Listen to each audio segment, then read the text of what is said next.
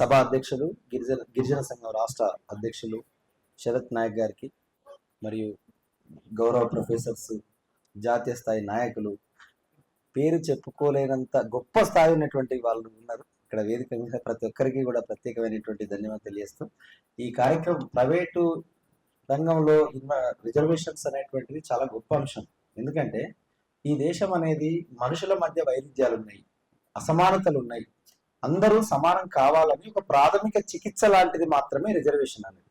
Reservation అనేది ఎవరి సొత్తు కాదు, మన శ్రమ రక్తం నుంచి ఉత్పత్తి చేసి కొన్ని వేల సంవత్సరాలుగా సమాజానికి దారదత్తం చేసిన వీళ్ళంతా ఎస్సీ, ఎస్టీ, బీసీ వాళ్ళందరూ కూడా ఇవాళ కొన్ని వర్గ ప్రజలు మాత్రమే మన శ్రమను, మన జ్ఞానాన్ని, మన ఆలోచన దృక్పథాన్ని వాడుకొని మనల్ని మానసిక బానిసలుగా చేసి ఇవాళ వాళ్ళు రాజ్యం వెళ్తున్న క్రమంలో మనం వాళ్ళకు బానిసలుగా ఊడిగం చేస్తా ఉండి రాజ్యాంగం అనే 76 సంవత్సరాలు అవుతున్నా కూడా ఇవాళ రిజర్వేషన్ యొక్క ప్రక్రియ గురించి మనం మాట్లాడుతున్నాము అని అంటే మనం ఎంత వెనకబాటుతనంగా ఉన్నాము అనేటువంటిది అని కూడా మనం అర్థం చేసుకోవాల్సిన సందర్భం. ఎందుకంటే ఇప్పుడు యూనివర్సిటీలలో మనం చూస్తా ఉన్నాం, ప్రశ్నిస్తే జైలుకు, పర్మిషన్లు, హాళ్ళు, ఎటువంటి వైఖరి నడుస్తుందో మనందరికి కూడా తెలుసు. అంటే ఏ భావ ప్రజ్ఞ స్వేచ్ఛ కోసం అయితే సమాజం మాట్లాడుతుందో ఆ భావ ప్రజ్ఞ స్వేచ్ఛ నిరాకరణకు గురవుతున్నటువంటి సందర్భం యూనివర్సిటీ ఉంది. కానీ అదే యూనివర్సిటీ ప్రైవేట్ రంగంలో రిజర్వేషన్ కావాలని గిరిజన శక్తి ఆధ్వర్యంలో నిర్వహించడం చాలా గొప్ప అంశం. కాబట్టి ఎందుకంటే మన వాళ్ళు మీటింగ్ పెట్టినప్పుడు కంచెల సార్ అద్భుతమైనటువంటి స్పీచ్ ఇచ్చిన సందర్భం. ఎందుకంటే కులాన్ని ఒక శాస్త్రీయ దృక్పథంతో చూడాలి, కులం కంటే ముందు కులం ద్వారా నష్టపోయిన వర్గాలకు రిజర్వేషన్ ఏ ప్రాతిపదిక అవసరం అనేటువంటి అంశాన్ని కూడా మనము చూస్తున్నటువంటి సందర్భం. మొన్న కాక్రోచ్ ఉద్యమం పేరు మీద అది సక్సెస్ అయ్యి ధర్మేంద్ర ప్రధాన్ రాజీనామా చేసిన తర్వాత రిజర్వేషన్ హటావో అని ఒక సోషల్ మీడియాలో వచ్చిన సందర్భం. మరి రిజర్వేషన్ తీసేయాలనే బలం మీకు ఉంది అనుకున్నప్పుడు మేము ఒకటే మాట్లాడతాం, రిజర్వేషన్ తీసేద్దాం, కులంని ఫస్ట్ తీసేయాలి. ఒకవేళ కులం లేకుండా మీకు రిజర్వేషన్ తీసేయాలంటే మీకున్నటువంటి హక్కులు, అర్హతలు ఏవైతున్నాయో మాకు ఇవ్వండి. మా ఫోర్ ఫాదర్స్, మా తాత ముత్తాతలు సంవత్సరాల కొద్దిగా కొన్ని వేల సంవత్సరాలు మీ బాత్రూమ్ కడిగేసి, మీ ఇండ్లు కడిగి, మీ రోల్ లూకిండ్రు కదా, మీరు కూడా రోల్ లూకండి, మా రిజర్వేషన్ తీసుకోండి అని కూడా మనం మాట్లాడాలి. ఇంత ఘాటుగా మాట్లాడకపోతే ఎంత హేళనగా మాట్లాడతారండి అంటే మీరు దేవుని బిడ్డలని మాట్లాడతారు. అంటే మన శ్రమ, మన తాత ముత్తాతల నుంచి వాడు దోసుకున్న దాని గురించి ఎవ్వడు ఏలా కొడుకు మాట్లాడు. ఇప్పుడు ఇంత ఘాటుగా వాస్తవానికి మాట్లాడాల్సిన అవసరం లేదు, కానీ ఒక్కొక్కసారి ఏడుపు వస్తుంది. రిజర్వేషన్ అంటావు అంటే అవును, కులం తీసేయమంటాం. మనం కులం ద్వారా ఎంత గిరిజన బిడ్డలు అంటే గూడాలలో, గుడిశాల్లో, తండాల్లో ఎంత పేదరికం నుంచి వస్తామండి. యూనివర్సిటీ దళితులు కావచ్చు, బీసీ బిడ్డలు కావచ్చు, బీసీలు 52% ఉన్నారు ఈ దేశంలో. ఇక్కడ జయలక్ష్మి మేడం అని మన జేఎన్టీ యూనివర్సిటీలో ఒక రిజిస్టర్ దాకా ఎదిగిందండి, ఒక ఉపరి కులం బీసీ కులం నుంచి. ఆమె ఆ పదవి నుంచి తొలగించబడాలని ఒక ప్రభుత్వ లెవెల్లో నడుస్తున్న సందర్భం. తర్వాత మనం ఇన్షియేటివ్ తీసుకొని అదొక బర్నింగ్ ఇష్యూగా ఉన్నది. అంటే ఒక బీసీ బిడ్డ చాలా కష్టపడి చదివి ఒక జేఎన్టీ యూనివర్సిటీ దాకా ఒక రిజిస్టర్ దాకా ఎదిగింది. ఎందుకంటే వాళ్ళ కులంలో ఒక ఎమ్మెల్యే లేడు, ఎంపీ లేడు, ఒక ప్రశ్నించే గొంతుకు కూడా లేని సందర్భం. అంటే మనము ఏ వర్గం నుంచి వస్తున్నాము, ఏ వర్గానికి ఊడిగం చేస్తున్నాము, ఒకవేళ ఆ స్థాయిలో మనం ఎదిగినా కూడా ఎవరు మన మీద ఆధిపత్యం, దుర్మార్గ వైఖరిని మనం ఉన్నాడు అనేది. ఎందుకంటే మనం అన్ని మాట్లాడుకుంటాం, కుల రహితం అంటాం, మతోన్మాదం అంటాం. కానీ ప్రస్తుత సమాజంలో చదువు, సామాజిక పరిజ్ఞానం ద్వారా ఇటువంటి కార్యక్రమాల రూపేణా మనం రిజర్వేషన్ ప్రక్రియను ఎట్లా ముందుకు తీసుకెళ్లగలగాలి. ఒకవేళ రిజర్వేషన్ ఇవ్వకపోతే వద్దు అనుకుని ఆడికి ఉద్దేశం ఉన్నా కూడా కులాన్ని ఎట్లా నిర్మూలించగలగాలి అనేటువంటి సందర్భాన్ని కూడా మనం, ఎందుకంటే క్రిమిలేరియా పద్ధతి కూడా వస్తుంది. ఇప్పుడు క్రిమిలేరియా ఉన్నదో లేదు అనుకుంటే కొత్త క్రిమిలేరియాను కూడా తీసుకొస్తున్నారు. అంటే రిజర్వేషన్ ప్రక్రియను పక్కదారి పట్టియడానికి క్రిమిలేరియాను వాడుతున్న సందర్భం. మనం ఎప్పుడైనా కూడా ఒక దారి తప్పిన జీవితంగా ఆదర్శంగా తీసుకోవాల్సినటువంటి అవసరం లేదు.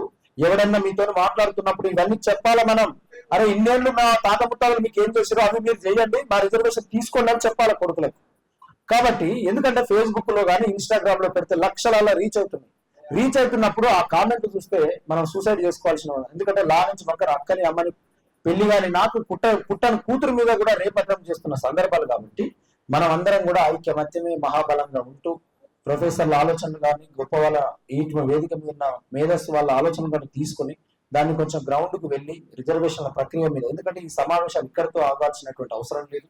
అనేక రంగాలలో వ్యాపార రంగంలో వెళ్ళాలి, బిజినెస్ అనేక విభిన్న రూపాలలో ఇటువంటి చర్చా సంవాద కార్యక్రమాలు జరిగితే సామాజిక అవగాహన, సామాజిక స్పృహ ద్వారా రిజర్వేషన్ల యొక్క ప్రక్రియ ఈ దేశంలో ఎంత అసందర్భంగా ఉన్నది, ఎంత సందర్భాన్ని మనం తీసుకోగలగాలి అని మన ప్రజలకి, మన వర్గాలకి, మన దృష్టికోణాన్ని చైతన్యం ద్వారా ప్రసరించేటువంటి ప్రయత్నం చేయాలని కోరుకుంటూ, ఇంత మంచి అవకాశం ఇచ్చి నా యొక్క సమయాన్ని కూడా గౌరవించి టైం ఇచ్చినందుకు గౌరవ పెద్దలకు నమస్కారం. ఇంకొక 2 మీటింగ్లు ఉన్నాయి కాబట్టి మీరు నన్ను మన్నించాలి. ఎందుకంటే మా ప్రొఫెసర్ ఇక్కడనే ఉన్నాడు. ఆడ ఉండడానికి నేను స్పీచ్ గట్టి కొట్టిన ఆఖరికి మీటింగ్ లో లేడు. ఇక్కడ లేదు మా కొండసారి భాస్కర్ కూడా కలిసి ఎమ్మెల్యే వచ్చింది అక్కడి నుంచి. ఈ అన్న మాటలకు ఒక ఆడనే అక్కడ గంట అయిపోయింది. కాబట్టి మీ అందరికీ ప్రత్యేకమైన ధన్యవాదాలు తెలియజేస్తూ, ఆస్మాకు కూడా సెంట్రల్ యూనివర్సిటీలో పిహెచ్డి వచ్చినందుకు ఆమె కూడా శుభాకాంక్షలు. అందరి తరఫున నమస్కారం. Thank you.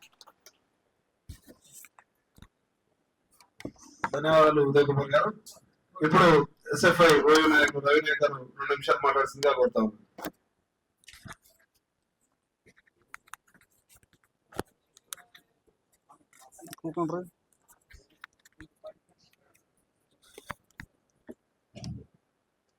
తెలంగాణ గిరిజన శక్తి రాష్ట్ర అధ్యక్షులు శరత్ నాయక్ గారికి, ఈ రౌండ్ టేబుల్ అధ్యక్షత వహిస్తున్నటువంటి మిత్రుడు కొర్ర శరత్ నాయక్ గారికి, అలానే ఈ రౌండ్ టేబుల్ సమావేశానికి హాజరైనటువంటి ప్రొఫెసర్ కొండ నాగేశ్వరరావు, అలానే ఇతర ప్రొఫెసర్లు, రాజకీయ నాయకులు, విద్యార్థులు, స్కాలర్లకు, విద్యార్థి సంఘాలకు